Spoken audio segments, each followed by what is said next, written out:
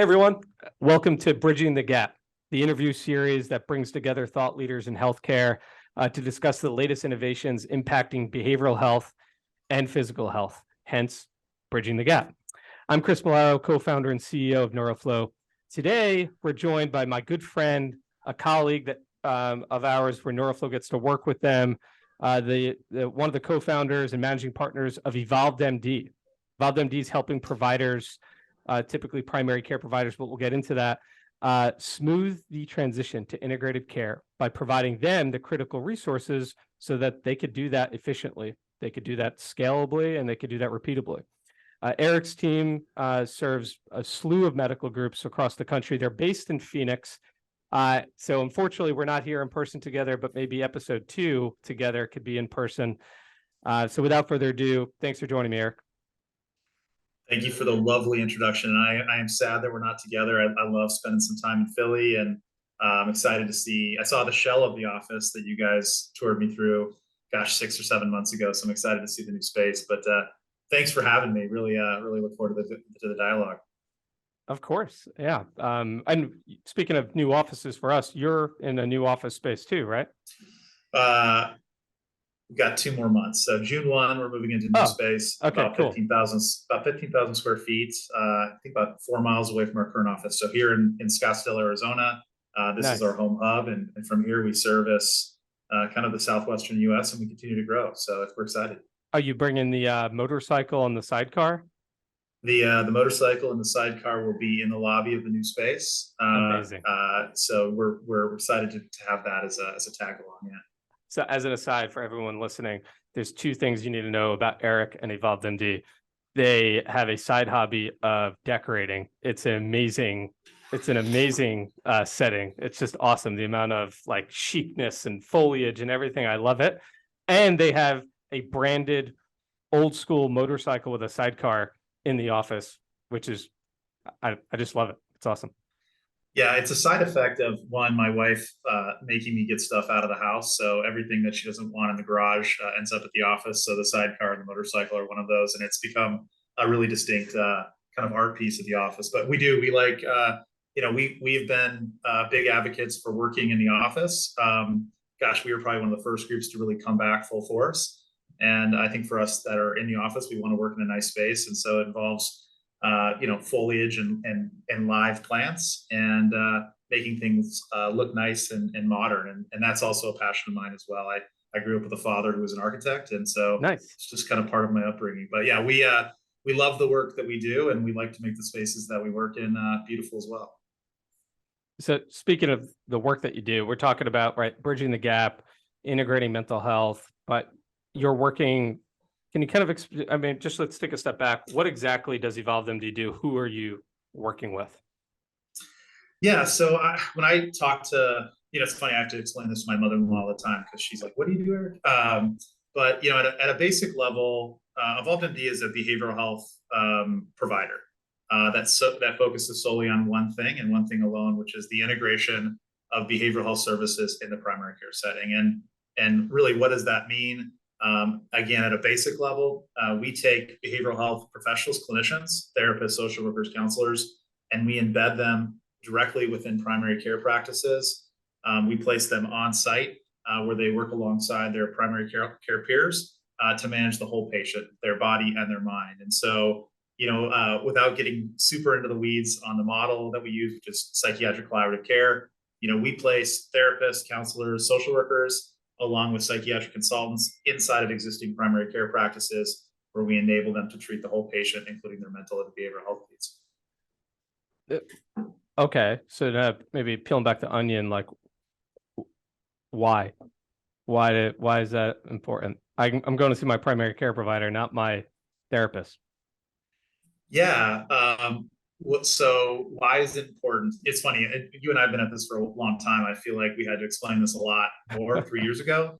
The world's changed since COVID, and a lot of the obstacles that we used to face when talking about this have been knocked down. So, why do we do this? One, at a fundamental level, the mind is attached to the body. Good mental health can lead to good physical health, and good physical health can lead to good mental health. That's not a debate. That's a fact. We now know that, specific to certain patient populations, it's really difficult for them to have, good well-being, good total health, if you don't address the underlying mental health components. And so for us, what does it mean? It means that, for the first time, maybe at a broad scale here in the U.S. healthcare system, we can enable primary care physicians that see patients walk in the door every single day with mental health needs. We can allow them to be treated in the same care setting. And that really, it does a number of things. One, it knocks down barriers, it reduces stigma, it reduces the total cost of care. But at the end of the day, patients get better. And that's because, we've been treating this whole thing incorrectly for the last 100 years. We need to treat mental and physical health alongside one another. And that's exactly what we do. Now they get better, not just from the physical or the mental health side. They also get better on the physical health side too. I mean, that's all the research shows. Yeah, I mean, and I think what's funny as a behavioral health provider, right? We're trying to figure out where our impact is at, and it's certainly on the mental health side. We need to expand access. We need to improve folks' mental health. But I think what's really surprising in the data that we're seeing is that the correlation and a lot of the impact is actually driven on the physical health side, right? So, think of a diabetic patient that's not managing their blood glucose, right? They lose a toe, they have an amputation, and they continue to not manage their blood glucose. Well, why is that? Many cases, those patients also suffer from depression or they lack motivation. And if you address those underlying issues, guess what? The patients start to take better care of themselves. They might eat better. They might take their medication. And as a result, that patient, from a physical health perspective, also gets better. And so, Makes sense. We are behavioral in nature, but we talk a lot about physical health. I mean, it's part of our model and it's what we do.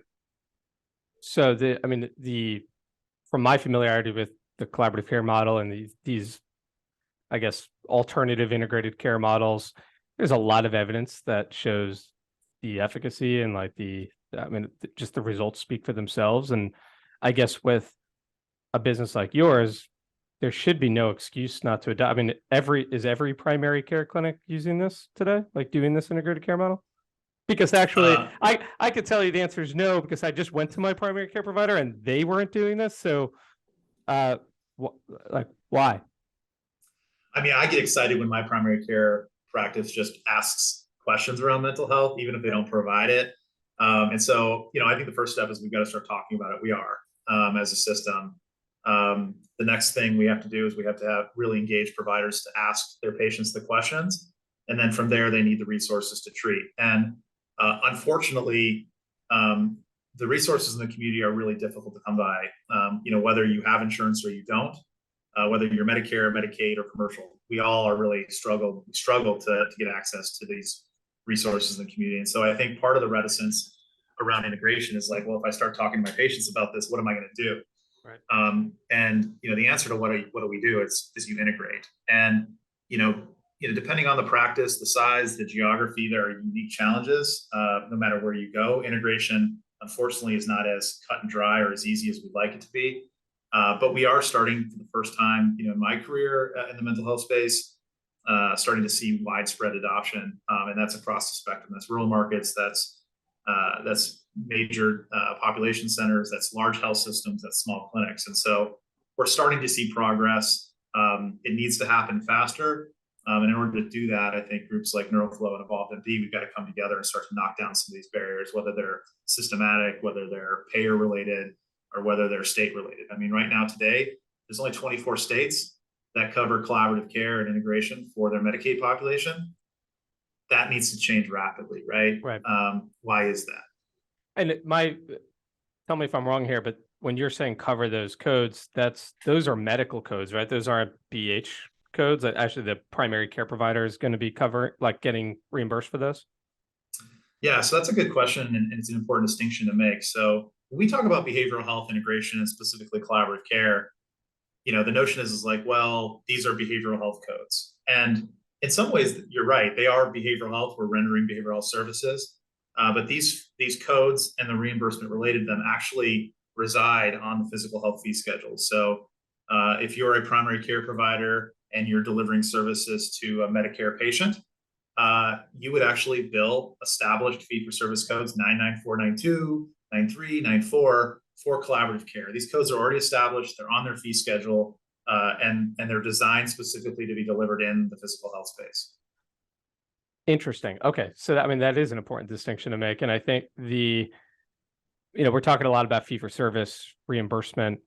We've been talking about value-based care now as a country for, I don't know, as long as I can remember. Yet it seems like we're finally removing that and the barriers and adopting VBC. Is this also applicable if clinics are not getting reimbursed and they're in these kind of VBC agreements? Chris, I hope you're right that the inertia is moving in the right direction. We certainly are talking more about it than we ever have. The payer community is actively engaging folks like us around strategies. And so I hope the inertia is there because, I think it's important that we're able to sustain ourselves within the fee-for-service market. I don't know if that model will allow providers to thrive. And I think in the behavioral health integration front, we need to give providers the ability to thrive, which to me means that they not only cover their costs, but they're able to do creative things to help support the needs of their patients. That might not just be in a traditional fee-for-service box. So I think it's coming. There are certainly markets that are ahead of the game here. You think of the Pacific Northwest. You think of markets down in Florida. Like there are markets where maybe fee-for-service coverage doesn't exist for Medicaid plans, but other mechanisms do. And so, to me, I don't really care how they pay for it. It's just a function of we need to pay for these services because they're immensely valuable. Patients need them desperately. And oh, by the way, guess what? If you deliver them, total cost of care typically goes down. That's also, that debate is getting less and less. I mean, we have good data out of Colorado. We've got good data from Milliman. Blue Cross Blue Shield has some great data around the impact of behavioral health integration on the total cost of care. For sure. Now, I guess where the rub comes into play is that collaborative care is, I mean, you're on the front lines with these clinics. It's expensive. It's complicated.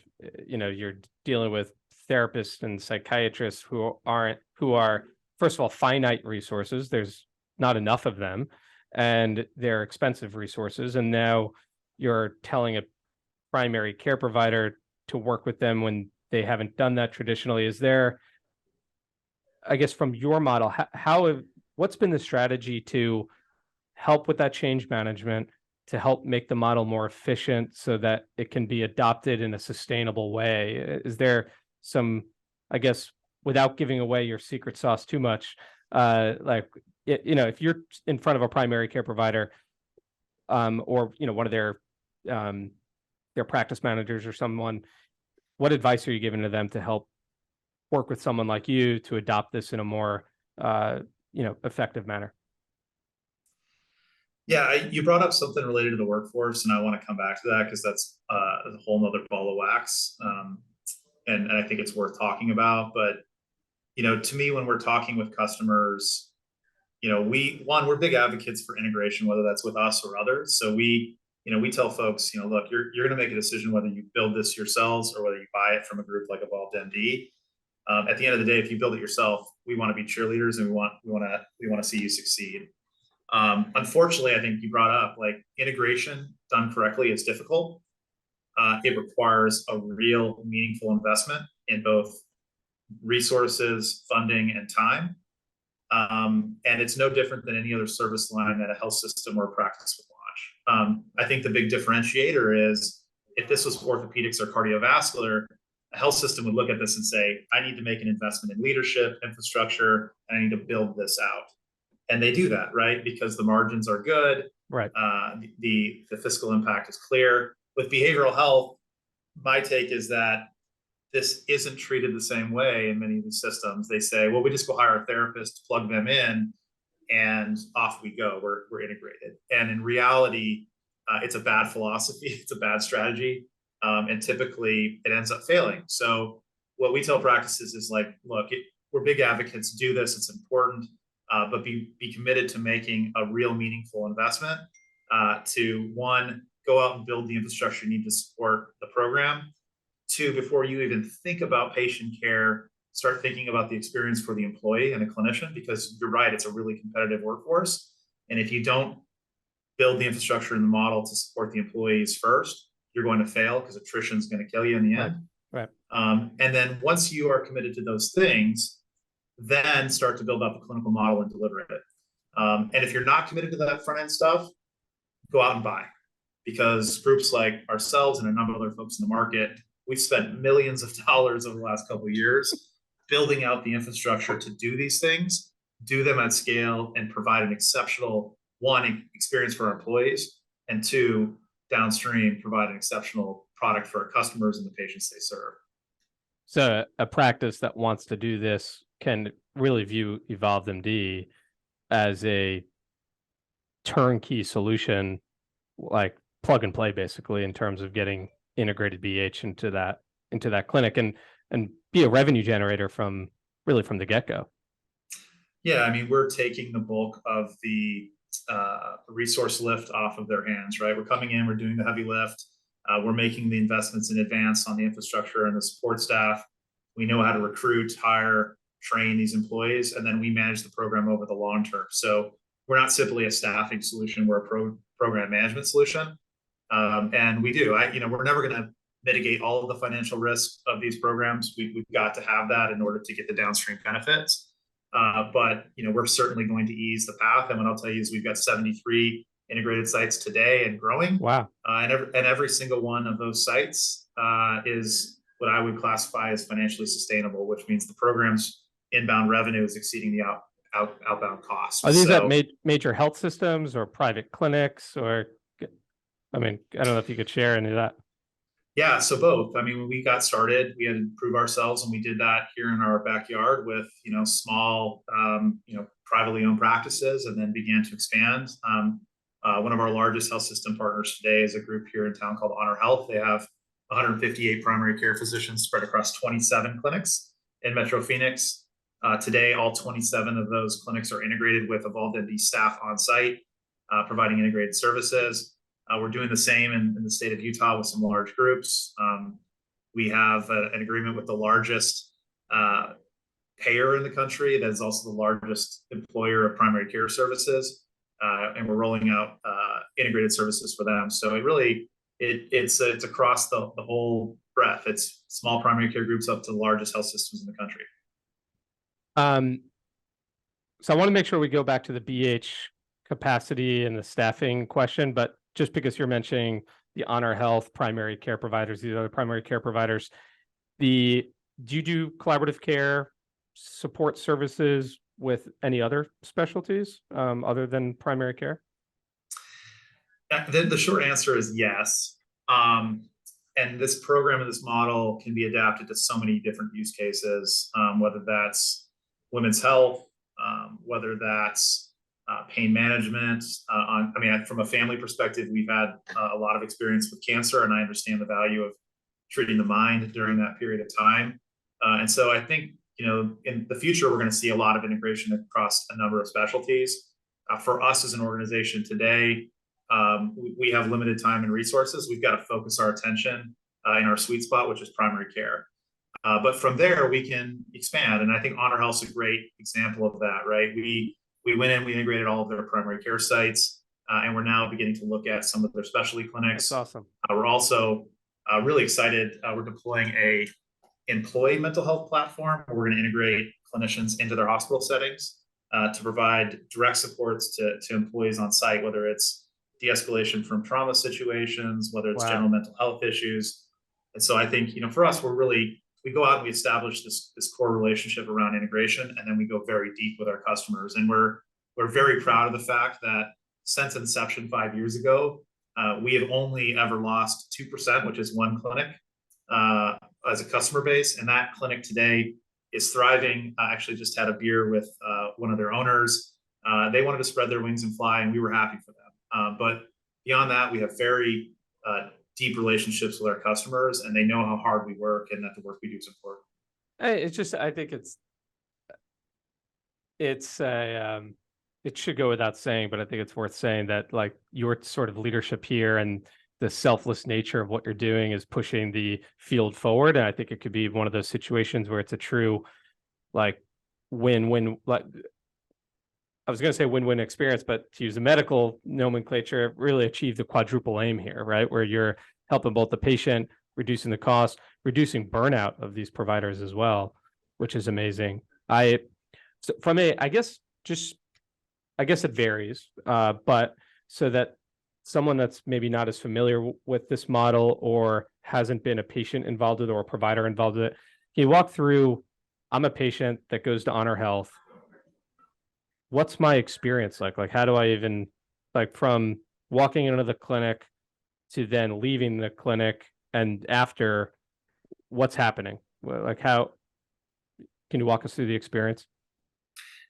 Yeah. So, for the patient and for our customers, we want this experience to be as seamless as possible, right? So I think it's important to call out that we consider ourselves a white label solution, which means that we work in these practices, but we look and feel like employees of that group. We work directly in their EHR. So we document daily directly in that system, and our schedules are set up there as well. So it's very seamless. And so when you think about it from a patient experience perspective, patient walks into their primary care office for whatever they're there. They might have a cold, they might have a sore shoulder, they might be there for a checkup for their diabetes. During those checkups, whether they're annual or ongoing, we want our primary care providers to begin to ask questions about their patient's mental health. And I think the data supports that. Like today, there's some crazy number, like 50 or 60% of patients walking into the primary care office either have a primary or a secondary issue related to mental health or behavioral health that is driving them into the clinic. So we need to ask these questions ongoing. It's not once a year. Are those using the PHQ-9 assessment and the GAD-7 assessment sort of stuff? Yeah. So, at a basic level, PHQ-2 or a 9 and a GAD-7, like let's ask these questions and let's not make it a special event, right? When you went to the doctor's office last time, Chris, did they measure how tall you were or what your weight was? Of course. Standard. Standard. Yeah. Why aren't we making this a standard component? Sure. To me, they check my blood pressure too, right? Blood pressure, temperature, right? Yeah, for sure. Yeah, let's make mental health the new vital sign. Let's start asking our patients, because mental health is not one of those things that is always steady. It goes up, it goes down. So I could see my provider this week and I could feel great, and then a month from now I could be back and I could be in a really bad spot. And if they decide to ask that question when I'm feeling great, they might not pick up when I'm not doing so well. And so this needs to be a consistent effort, and that's something we're certainly encouraging our folks to do. But at a basic level, let's just get in the habit of doing this at least once a year. Yeah. And then if a patient has an established mental health or behavioral health issue, let's follow up on it every time. Now, kind of going back to your experience. So Chris, you're going into the physician's office next week. You've got a sore elbow from playing all of that golf in Philly, and you get asked a question, and you get a questionnaire. You fill out that questionnaire, and you've got a 15 on the PHQ-9. That should trigger a conversation with a physician, where the physician will validate the way that you're feeling, let you understand that it's important that we address this topic. They'll let you know that there's a provider on site at their practice who can provide services. And then we really want that provider to acknowledge, or they want the provider to get the patient to acknowledge that they are willing to accept the support. And at that point in time, that's like a minute conversation, right? This is not 15 minutes with a PCP. This is very directed. Right. And then at that point in time, once the patient's committed to going, they can either walk that patient down the hall and introduce them to a provider that is in their clinic that's a behavioralist. If that provider is not available for a warm handoff, they can simply go into their system and schedule you to see that provider in 3 or 4 or 5 days. From there, you'll come back to see the what we call a behavioral health manager. That person will sit with you for anywhere between 45 minutes and an hour to do a full assessment, biopsychosocial assessment. They'll look at your past medical history. They'll look at your past medications. They'll use other validated rating instruments, and they'll do some brief interventions. And from there, we will begin the process of developing a care plan. That care plan will be reviewed and validated by what we call a psychiatric consultant during a weekly caseload review. This is all happening behind the scenes. That care plan and any recommendations for treatment will be provided to the PCP so that they're in the loop. And once the PCP approves the care plan, then we get busy carrying it out, right? So Wow. that means the patient can continue to come back to us in the clinic. Right. If they're mild to moderate, we'll kind of act as their therapist, right? We'll provide ongoing interventions like Yeah. cognitive behavioral therapy, DBT, motivational interviewing. And this is we'll this is an additional cost to the patient. This is all looped into that collaborative care model, right? right. All of these things are built into 3 codes, the collaborative care codes. So Wow. most patients are going to pay the same out of pocket or copay that they pay to see the PCP. So we're knocking down barriers to care. We're reducing stigma Amazing. by putting them in the primary care site, and we're providing a high quality service at a very affordable price. So it's where we want to go. And so so what does this do? We talk about the patient aspect of it, and I'd certainly be happy to go into more detail. But like, what does this do for our providers, the PCPs, sure. and the support staff? Well, one, it gives them the relief valve that they need, right? They've had these patients coming in, and many of our clinicians are frustrated because they see this, but they don't, outside of giving a patient a referral card, which doesn't work, they can't do anything to support these patients. And so, one, it acts as a relief valve for these providers to say, hey, this is a mental health issue. I want you to meet with our on-site provider. And today I get to focus on the physical health piece that you're here for. And that also drives better provider satisfaction. It reduces the PCP burnout. Like, again, I'm not just saying these things have been studied, right? And they've been validated. So, all around, it's a good thing for the patients. It also enhances the experience for the primary care providers. Going back to that quadruple aim aspect. Now, so this is within the 4 walls of the clinic. We know that care doesn't happen just within the 4 walls. A lot life happens when I leave the clinic. Is there ongoing support with the BH care managers? Or I guess as a patient, what are my options if I feel really good after our conversation. A few days later, I had a really tough day at work. I got in an argument with a spouse. I found out bad news, whatever. What are my options at that point? Yeah, so the goal within a good collaborative care program is, one, you're engaging the patient in the clinic and providing direct services, and then you're also continuing to monitor that patient outside the clinic. And there's a number of ways to skin that cat. For us, we use NeuroFlow as a registry platform where we document all of our data as we engage the patient. And then based upon that interaction with the patient, we will then call it curate, and you can do a better job explaining this, but really curating content through the NeuroFlow app. And then that way, as the patient leaves their first appointment, they've got the app on their phone. They've got content that's curated to their specific condition. We can push instruments out to measure them in between care. And then as the patient engages on that platform, we monitor it. And if we see something that we don't like, or that creates an alert, we then know that those specific patients need additional outreach. So again, we'll monitor if a patient 2 weeks after their initial visit with us has a spike in their PHQ-9 or registers something else that creates an alert. We'll then do telephonic outreach. We'll check in on the patient, make sure they're following their care plan, they're using their skills, and if they need more supports, we'll pull them back in to do that. And so I think for us, that's been the biggest evolution over the last year is, for us, in some ways, before we had the ability to do that and monitor the patients outside the clinic setting, we were flying blind, right? We were requiring the patient to self-report back to us. Right. And with NeuroFlow, for the first time, we've got a real ability to monitor. And I think we're just scratching the surface on how we use that tool. And certainly there's more work to be done on our end. But I think for us, that's been a key piece of the pie, right? We needed a technology that would allow us to do that. Well, first of all, appreciate the shout out. We're proud to partner with you and to be a small part of the puzzle here. Your staff, the BH care managers, the site consults are on the front lines, but being able to again scale that model more efficiently, provide.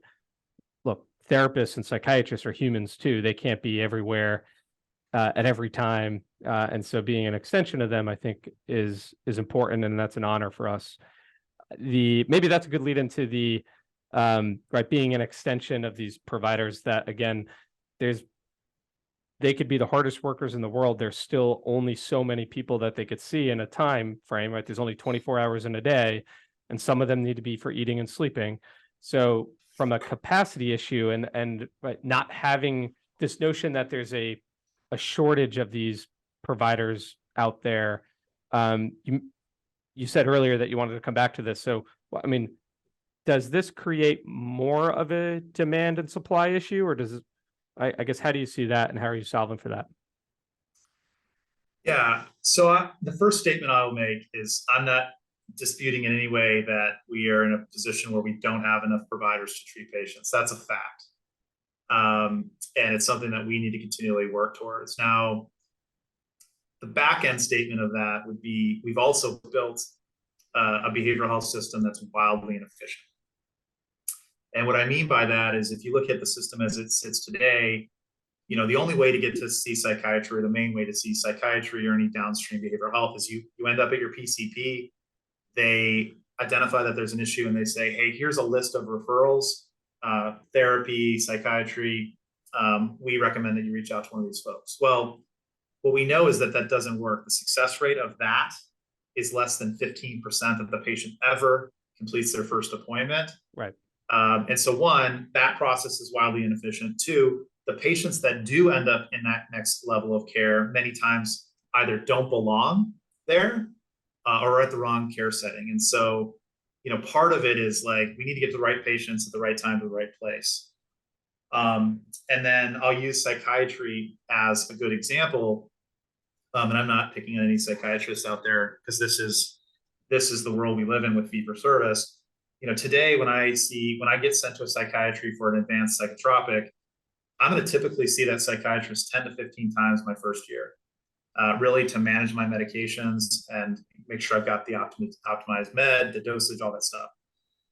Why is it that we're seeing a psychiatrist 10 to 15 times a year? Is it because that is good patient care? Or is that because the fee-for-service mechanism has created a system where that's what we've always done? I would contend it's the latter. Mm-hmm. And so we have a real opportunity now to redefine and modernize behavioral health. And as a result of it, if we can create those efficiencies, get the right patients to the right provider at the right time, make sure that we're doing great clinical care in person while at the same time leveraging technology and virtual services, right? It's not one or the other, it's all of them combined. Like we can get a lot more out of the system we have. 100%. But I think the other thing to call out as it relates to getting everything we can out the system, there's also a breaking point. And this is important for us to define as well. For us, it evolved in a collaborative care model. I think what's interesting is, one, we're seeing really high acuity patients in the primary care setting. Our workforce, like any others, has got bandwidth in their emotional energy and the actual time. And so it's really important that you create that balance. So for us, we really spec out that we want our clinicians seeing patients directly 5 to 6 hours a day. And we want 2 to 3 hours a day for a full-time FTE to be spent doing the other things necessary for them to be successful and have balance in their life, right? Yeah. Documentation, collaborating with their primary care peers, working with their psych consultant. We actually use NeuroFlow for our employees as well, because we bonus our people on self-care. So we monitor self-care through NeuroFlow.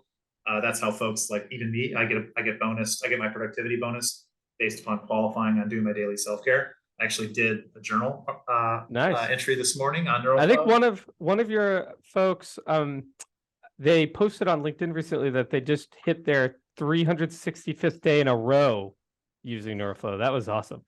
Yeah, that's Lana. It is a wild thing. So she's used it, and I'm pretty religious during the work week on logging, but the weekends I kind of am off the radar with my phone.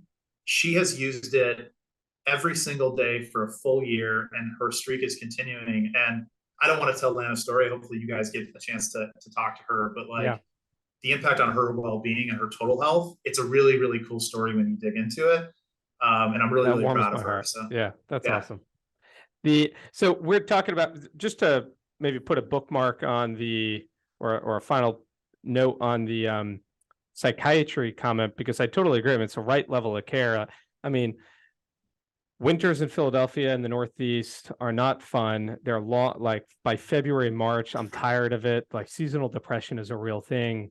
It doesn't necessarily mean that I all of a sudden need an antidepressant right away. But to your point, I think that the notion of saying right level of care is sometimes that is appropriate for other cases. And so that psychiatrist example of 12 to 15 times a year may be right in some cases, but today that's more of the rule than the exception. Like everybody that happens to. And what we're trying to do is like the people that actually need that level of care, let's send them to that.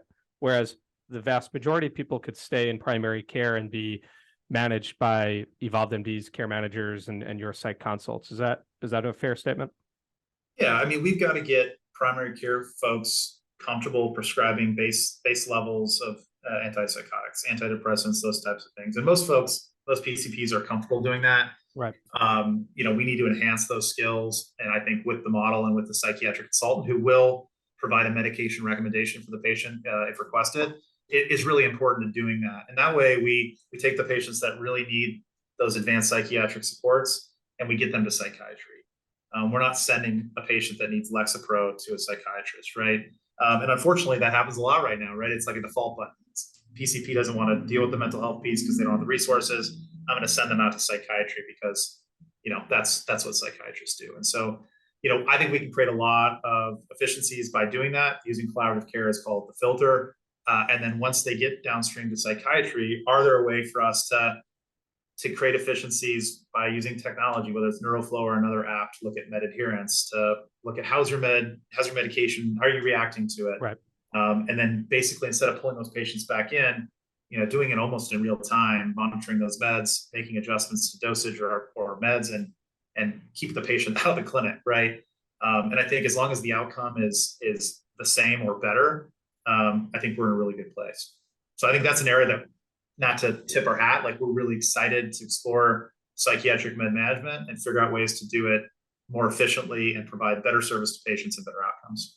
Well, that's amazing. And I think you deserve the tip of the hat. I mean, especially the last 3 years, COVID has not been easy to deal with. I mean, I guess if one silver lining of COVID is that people talk about mental health more and it's becoming more normalized, and you're doing really great work to make sure that continues. And the change here of like looking at integrated health, it's not physical health, it's not mental health, it's just health, stays, and becomes a habit, a positive habit. I'm super excited to see your growth. I know, we recorded this a few weeks ago. Now that it's airing, you had some exciting news on the horizon that maybe you could give us a teaser, high level of what's next for Evolved.